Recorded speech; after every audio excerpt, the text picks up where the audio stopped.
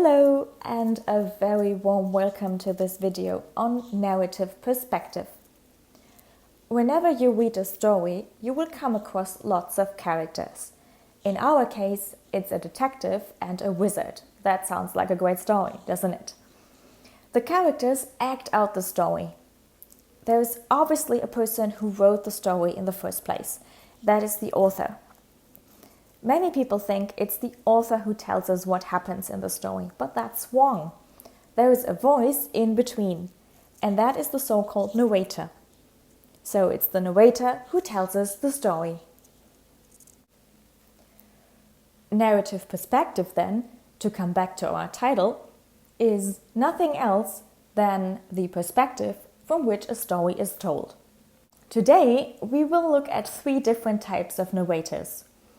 A. The omniscient narrator, B. The first-person narrator, and C. The third-person narrator. Let us start with the omniscient narrator. Omniscient basically means to know everything. The omniscient narrator is not part of the story and tells us everything about the characters in the story. So in our case, the narrator is able to tell us everything about the detective and the wizard. Not only what they do, but also what they think and how they feel.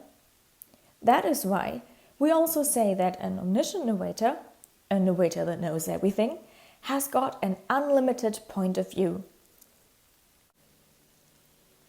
The first-person narrator is very much different.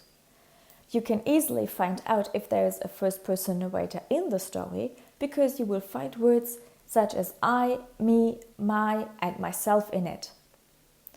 The first-person narrator is a character in the story.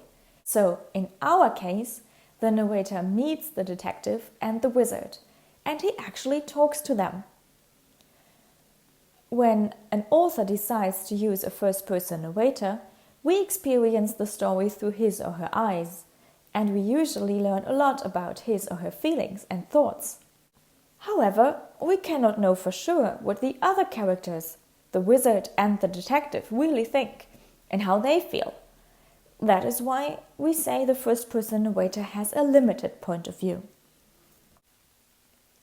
Our last narrative perspective is the third-person narrator.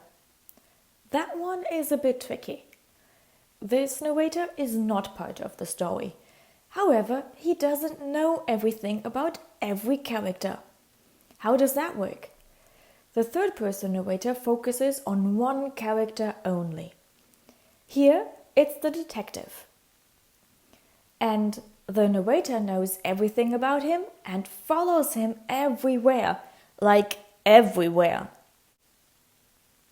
In other words, we get to know what the detective does, what he thinks, and how he feels. But we learn nothing about what the wizard really thinks. That's why the third-person narrator also has a limited point of view. I hope this video was helpful. Thank you for watching.